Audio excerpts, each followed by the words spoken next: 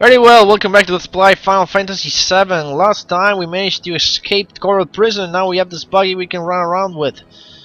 In this episode, first thing, I forgot entirely to switch all materials from... well, they're being removed actually. We removed all materials from everybody, so we'll have to stuff them in back and stuff them back in. I think only Baraka still has materia. Okay. So first thing we're gonna do, we're just gonna set up our materials. Give me a second while I set things up. So I'm gonna use restore all. Then somebody's gonna take the elemental, and you can take you take manipulate. We're gonna need it in a while. You can take the two enemy skills. You can put them over here. Why not? We're gonna start learning some enemy skills in a second. And some useful enemy skills nonetheless. You take revive. No, damn it. You take revive. You take heal. You take the transform that's close to level up. You also take lightning. Lightning is very close, so I'm not even gonna put it under a double growth weapon. I'd rather put something like cover. It still has 1 star. I could put it here, why not? I was gonna put another all over here. Something that needs double growth. What needs double growth here?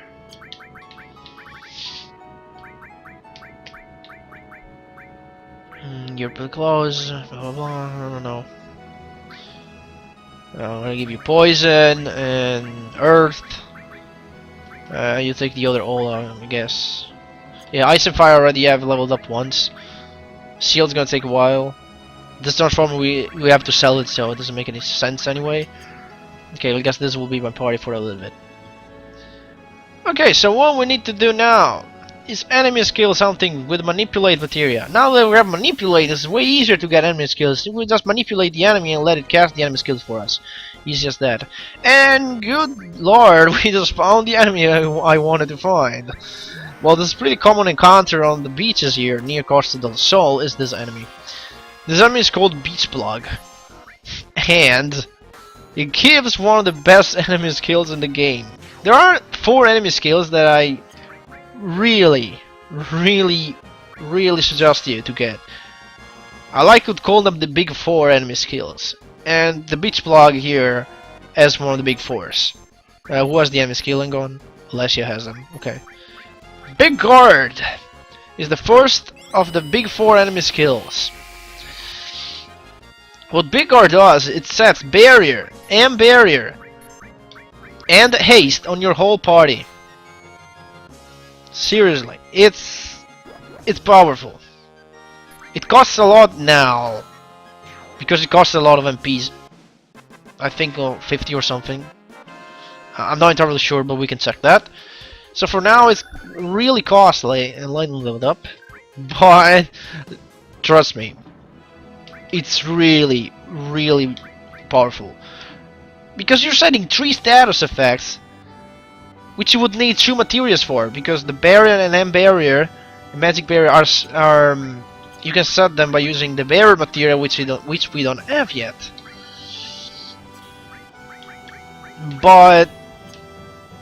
And the ace material needs the time material, which we don't have yet. And you can cast all those 3 status with 1 spell.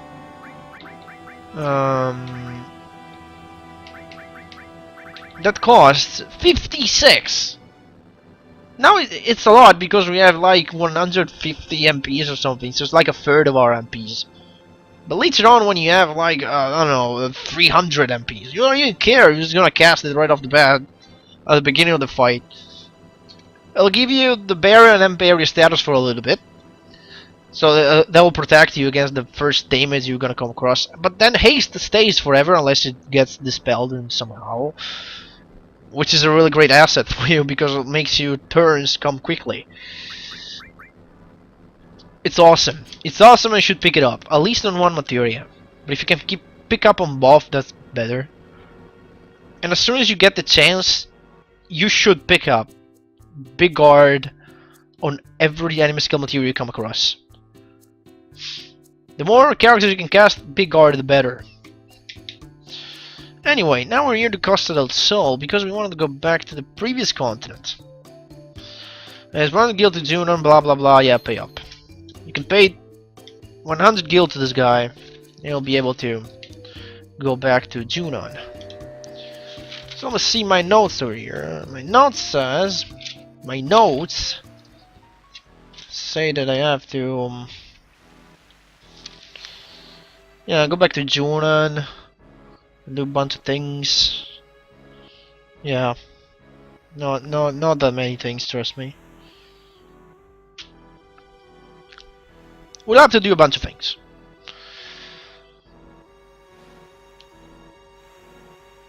And the most important one is getting another one of the big 4 enemy skills. Which, thanks to the manipulate materia now, is pretty easy to obtain. I think you could get it before the manipulate, but it would require a lot of luck. It's just not worth it. Just wait for the manipulate materia and you can get this enemy skill easily and with no problem at all. So you have to back to Junon, and then you have to talk to this guy, which will call you a taxi. How about a ship taxi? Only in Junon, free to Air Force personnel. She will call them. Roger, hey taxi.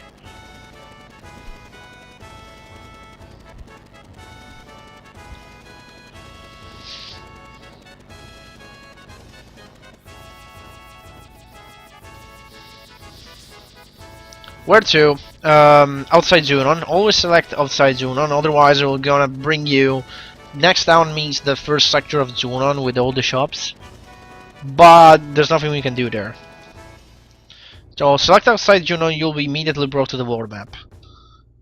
And you'll be on your buggy if you draw your buggy into Costa del Sol. Now with our buggy there are a few things that we can do. The first thing though, well the two things are, one is a battle on Fort Condor. The other one, which is more important, is I want to go over to this side.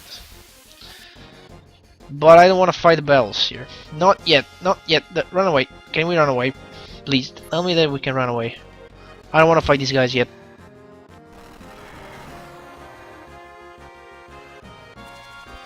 Good. There's a reason why I don't want to fight. You'll see in a second.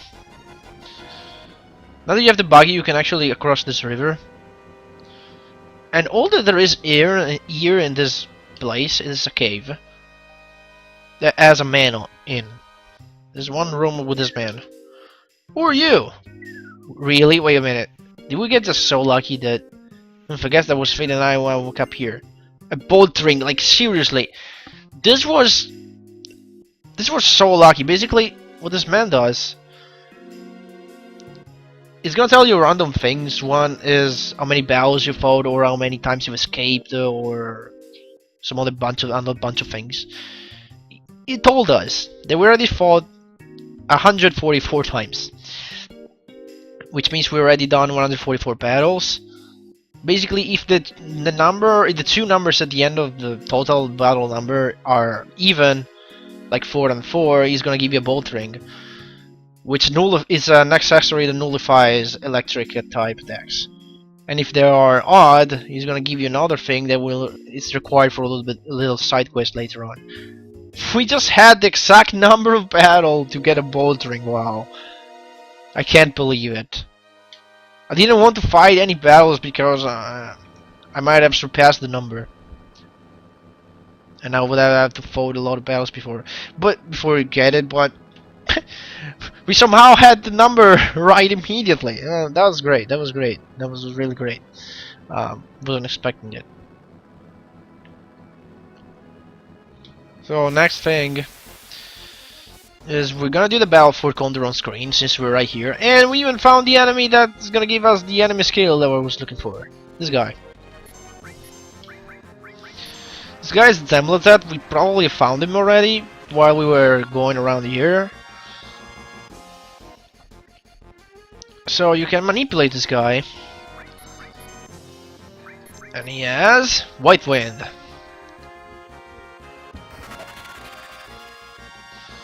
This is a healing enemy skill. And oh boy if it's powerful. Trust me. The only problem that you can have when learning this is that can happen. Some of the skill power is used up. He doesn't have a lot of MPs, and if he acts twice before you can manipulate him, he's gonna run out of MPs. But you can just feed him an ether when you manipulate him, and he'll be able to use it. What White Wind does, well, it's not entirely understandable from the enemy skill menu, I think. No, it actually explains it very well. Restores HP and status to every ally. But if you played some other Final Fantasy titles, you pretty much know what the effect of White Wind is. White Wind restores HP to the whole party. The amount restored is equal to the caster's HPs, sorry. So if the character was casting it as, I don't know, 800 HP, he's gonna heal by 800. But if the character has like only 80 HP, it's gonna heal by 80. So it's useful only if the caster has high HP. And now it's really costly because it costs 34. But trust me, when you have like 3000 HPs per character, that's way more efficient than Cure 3. Anyway. But that's not the best thing about White Wind. The best thing is not the healing part. The best thing is that White Wind, it's incredibly useful. And this game, if you give me a second, I'm just gonna place the 2 units that I always place. And then I'm gonna tell you what it actually does. White Wind doesn't just heal your party on your HP, the HP values, I mean. He also removes every status effect, with the exception of, I think, Slow Aced. He doesn't remove Slow Aced, Sadness, and Fury, but pretty much everything else. Well, of course, you cannot revive party members, but I think pretty much everything else you can think of is gonna heal it. So that's why it's so powerful. It's incredibly useful. You can heal pretty much every status effect, even before you get the Izuna spell, which is what heals status effects.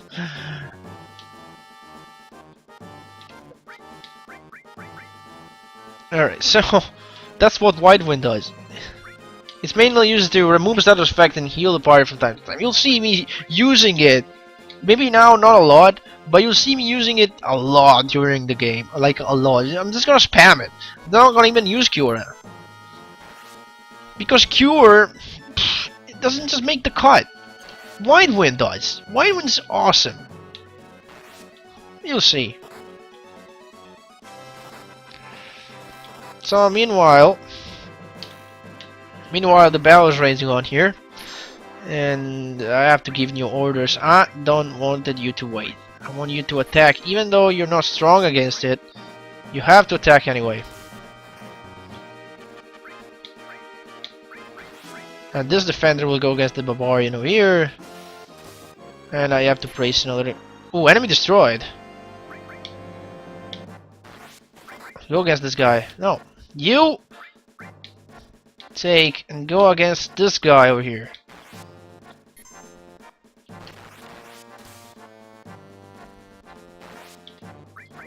I wonder why the game didn't tell me they killed that guy over there. You guys. All you guys take down that beast now. You destroyed that guy? Great. No, you change and go over here. Okay, great. Awesome. Go. Go. Go, guys, go.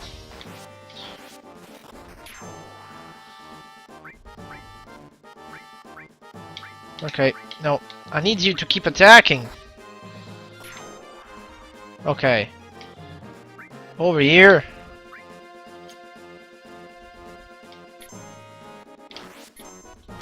Okay. You guys, you attack that guy. You guys should be done now. Right. It's like 3 against 1, come on. Attack! What are you doing standing here? I need you to attack! Enemy destroyed. Done.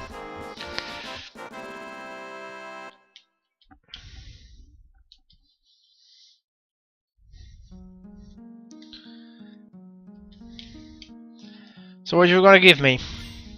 A Mega Elixir. Thank you.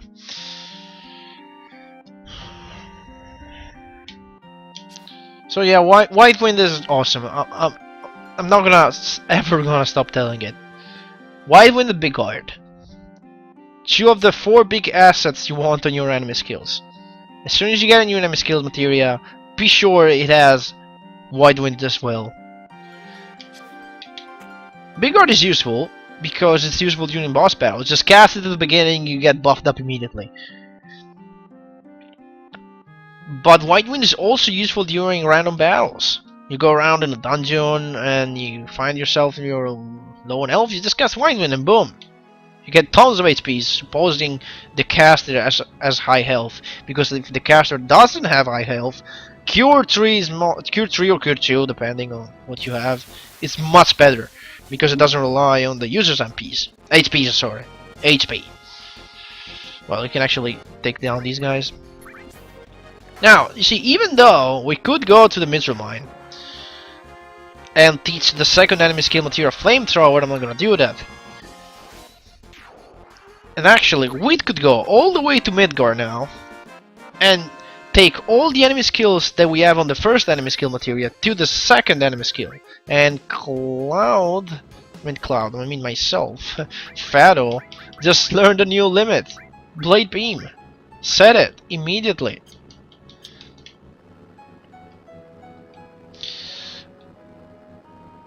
I mean, we could do that, but I'm not gonna do that because there will be a time later on in the game where it's much more convenient to go back and learn all the enemy skills on the enemy skill materials.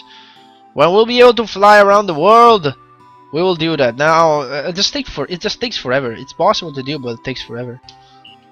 Anyway, you can go over to go back to Costa del Sol. You need to go over here and blow the whistle until the dolphin comes.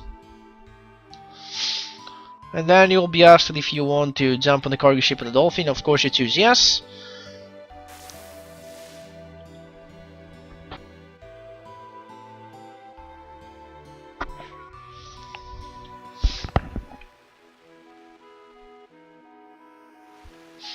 There you go, now you'll be brought to Costa del Sol.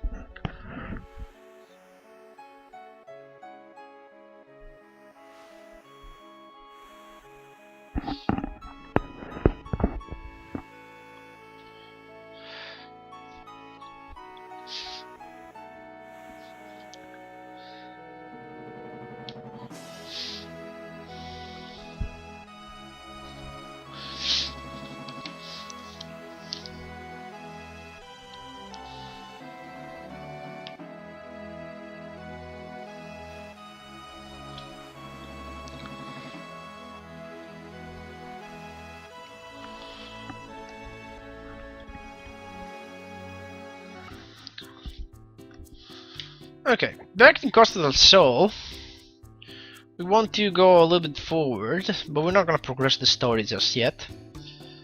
What we're going to do is to get another enemy skill, which is not part of the Big Four. Still, it's useful. And it's a good replacement to Beta when Beta isn't useful. Then you're gonna ask, why isn't Beta supposed to be useful? It's powerful, it cleans the house, yeah, now suppose you meet an enemy that absorbs fire, or nullifies fire. You're fucked, because Beta won't work anymore. Well, there are ways to get around that. For example, you can learn an enemy skill right here in the desert, which is similar to Beta, at the same time it's different though. So what you gotta find here is an enemy called RP, which is this one. It's a dangerous enemy, but you can manipulate it.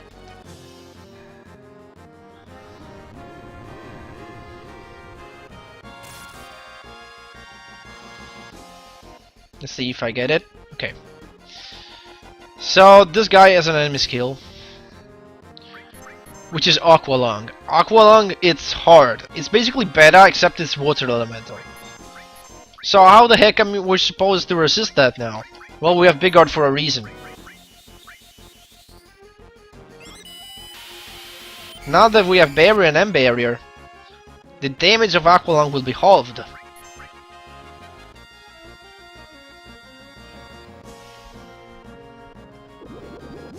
So that's Aqua Lung for you. Boom! Good.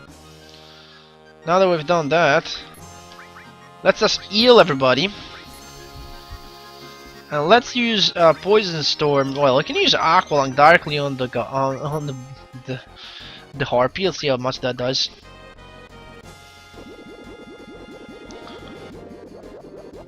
Boom! And then I'm just gonna use Greasy Lightning and attack.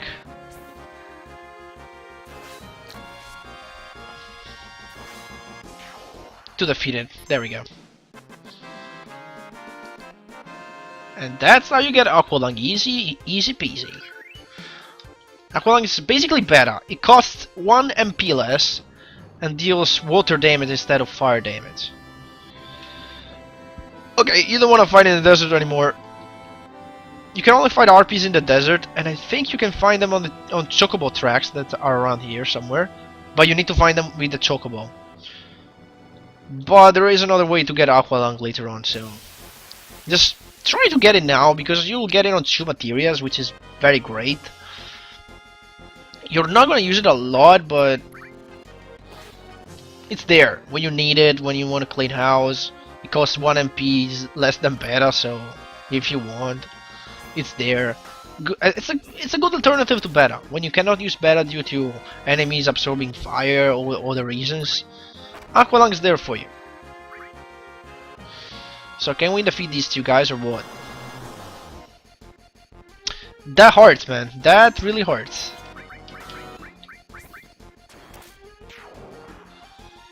So since I'm awesome, I'm just gonna use White Wind. See how much that heals? I wasn't talking shit before. That is amazing. White Wind is awesome. Come on. Another Grunt Punch. So you just want to kill me? You just want me to kill you. You want me to use my limit break, or maybe not.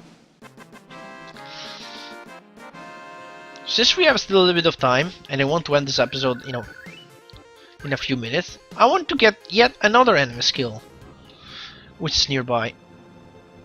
In that forest, to be precise. I don't know if you can find it in those forests as well. I always do this enemy skill learning in this one, because this is the place where we're supposed to go next.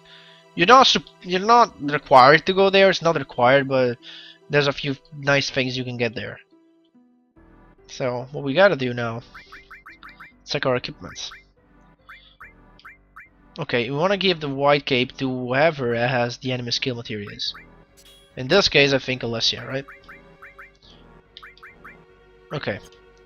I'm gonna use a tent to restore my my status. Then we're just gonna run around here and find an enemy called Touch Me. It looks like a yellow frog. It has an enemy skill. Wait a minute. We also have to give the manipulate materia to her. So let me switch this. Let me switch materials for a second.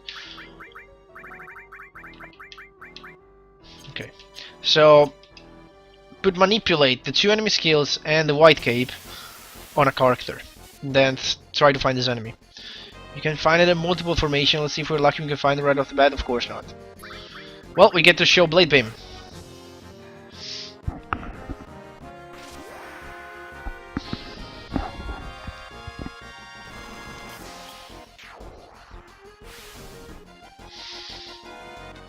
I don't know why the enemy just turned around right there, but oh well.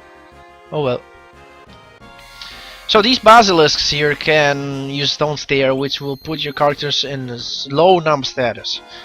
which basically means that after 30 seconds or so, they'll be petrified. Of course, if you have White Wind, that doesn't really matter because you can just dispel the status. Just White Wind and the status is gone. So you don't really need to worry about that.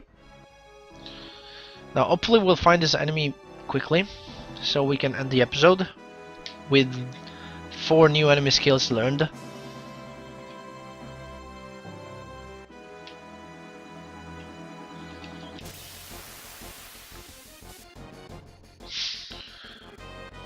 This could be one of the formation. No, it's the formation of before. Can we run away? Okay, we did it. We run. I let go of the L1 and R1, and which they're running means we're gonna run away as soon as we get the chance. There we go. See, that's a good hint. If you want to know if you've escaped or not, let go of the buttons when the ATB is set to wait because an animation is going on under, you know, when you're looking at an animation and the ATB is waiting. Okay, there we are. Found them. So they're using Frog Jab, which toggles the frog status. They'll turn into a frog. Of course, Celeste is immune to it, but everybody else is not.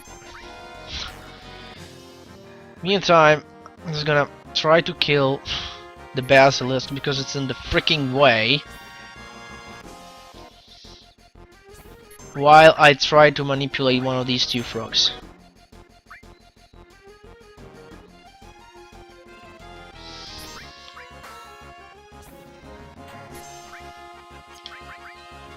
Actually, let me kill the Basilisk before even trying to manipulate.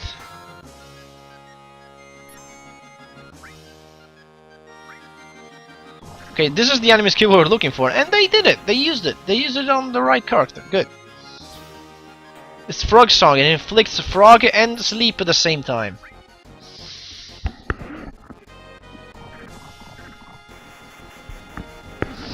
That's why I gave the White Cape the immunity to frog to the character with the enemy skill. So that even if everybody else was being turned to frogs, I could have just used White Wind to heal everybody.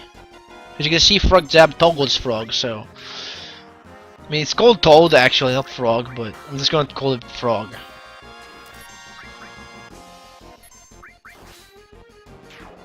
There we go. We got Frog Song. Now, why would you want to use this enemy skill? Well, it is useful. It's gonna be useful in the next dungeon, trust me. I mean, not in the next episodes or so, but in a few episodes we're gonna go in a dungeon that's gonna where that thing is gonna be highly useful. Anyway, that's it for this time. And next time on Final Fantasy VII, we will go right into the Gongaga area, which is this thing right in front of us. See you guys then.